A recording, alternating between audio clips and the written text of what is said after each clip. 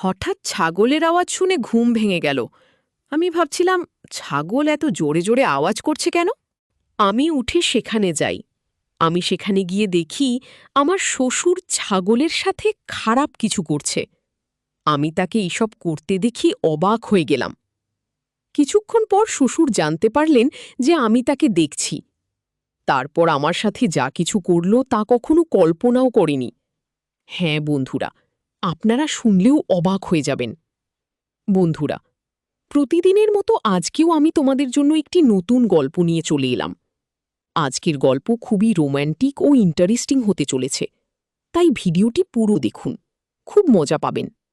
গল্প শুরু করার আগে একটা কথা বলি, যদি তোমরা আমাদের গল্প বা থাম্বনেল নিতে চাও তাহলে ডিসক্রিপশনে গিয়ে টেলিগ্রাম মেসেজ দিন। চলো গল্প শুরু করি। বন্ধুরা, আমার নাম সাথী। আমার বিয়ে হয়েছে ৩ বছর আগে। আমার শ্বশুরের বয়স ৫০ বছর। আমার শাশুড়ি, আমি এবং আমার শ্বশুর বাড়িতে থাকতাম। আমার স্বামী মুম্বাইতে থাকতেন এবং তিনি কিছু ছাগল পালতেন। তিনি ছাগল চড়াতেন। আমার শ্বশুর খুব রোম্যান্টিক কথা বলে। আমার শাশুড়ির মৃত্যু হয়েছে কয়েক মাস আগে। তিনি আমার শ্বশুর মশাইকে একা রেখে চলে গেলেন। তখন আমার শ্বশুর একটি বড় ধাক্কা পায় এবং প্রায় ৩ মাস ধরে সে তাকে স্মরণ করতে সক্ষম হয়। শ্বশুরমশাই খুব রোম্যান্টিক মানুষ ছিল। সে কারণেই সে তার স্ত্রীকে অনেক মিস করতে শুরু করেছিল এবং সে তাকে ঘিরেও চেষ্টা করেছিল, কিন্তু সে এমন কোনো মহিলাকে খুঁজে পায়নি যার সাথে সে তার একাকিত্ব ভাগ করে নিতে পারে। শ্বশুরমশাই মনে করতেন যে এই বয়সী একটি মহিলা বা একটি মেয়ে রোম্যান্টিকের জন্য পাওয়া মুশকিল। তাই আমাদের বাড়িতে যেখানে ছাগল বাঁধা থাকত, শ্বশুরমশাই সেখানে যান এবং ছাগলের সাথেও অন্যায় কাজ করতে থাকে। যখন তিনি ছাগলের সাথে খারাপ কাজ করে, তখন তার ছাগল চিৎকার করতে শুরু করে। তখন আমি ঘুমিয়েছিলাম। হঠাৎ ছাগলের আওয়াজ শুনে ঘুম ভেঙে গেল। আমি ভাবছিলাম ছাগল এত জোরে জোরে আওয়াজ করছে কেন। আমি উঠে সেখানে যাই। আমি সেখানে গিয়ে দেখি আমার শ্বশুর ছাগলের সাথে খারাপ কিছু করছে। আমি তাকে এসব করতে দেখে অবাক হয়ে গেলাম। কিছুক্ষণ পর শ্বশুর জানতে পারলেন যে আমি তাকে দেখছি। তারপর আমার সাথে যা কিছু করল তা কখনো কল্পনাও করিনি। হ্যাঁ বন্ধুরা, আপনারা শুনলেও অবাক হয়ে যাবেন।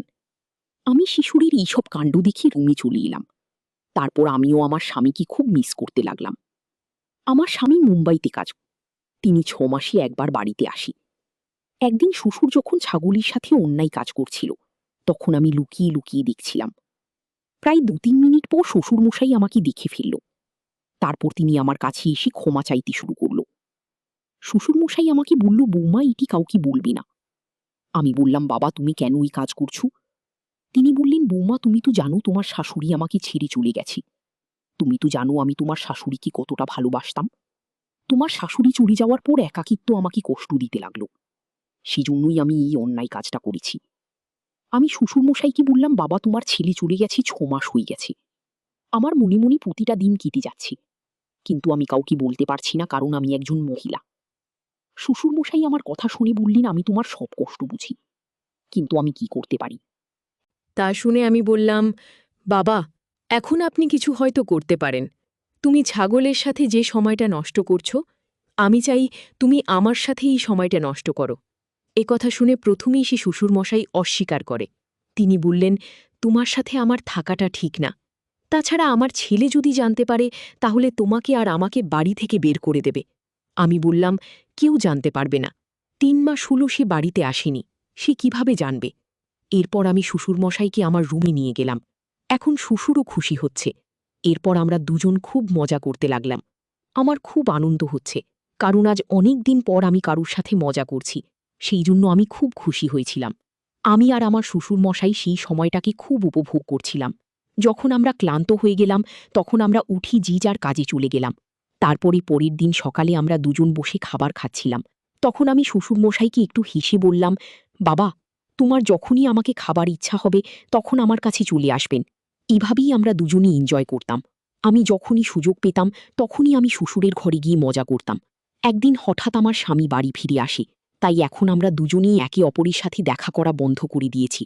আমার শ্বশুর আমার সাথে মজা করার জন্য ব্যাকুল হয়ে উঠছিল, কিন্তু আমার স্বামী বাড়িতে থাকায় কিছু করতে পারেনি। এভাবেই ২০ দিন কেটে যায়। একদিন সবাই বসে ডিনার করে। সবাই যার যার রুমে চলে গেলাম। আমি আমার স্বামীর ঘুমের জন্য অপেক্ষা করতে শুরু করলাম।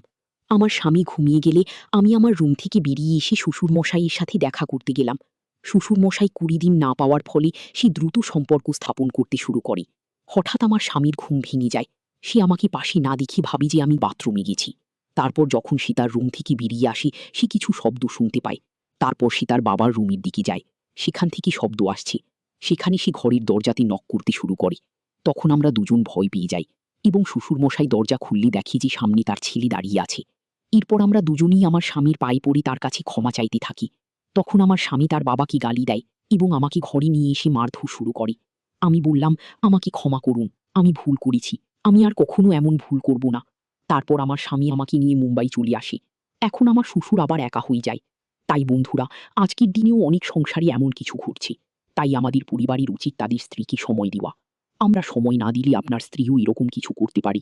এই গল্পটা বলার উদ্দেশ্য কাউকে কষ্ট দেওয়ার জন্য নয়, বরং আপনাকে সচেতন এবং সতর্ক করার জন্য। যাই হোক বন্ধুরা, আমাদের আজকের ভিডিওটি এই পর্যন্ত। আমাদের ভিডিওটি কেমন লাগলো জানাতে ভুলবেন না। যদি আমাদের ভিডিওগুলি ভালো লাগে তাহলে লাইক, কমেন্ট এবং শেয়ার করুন।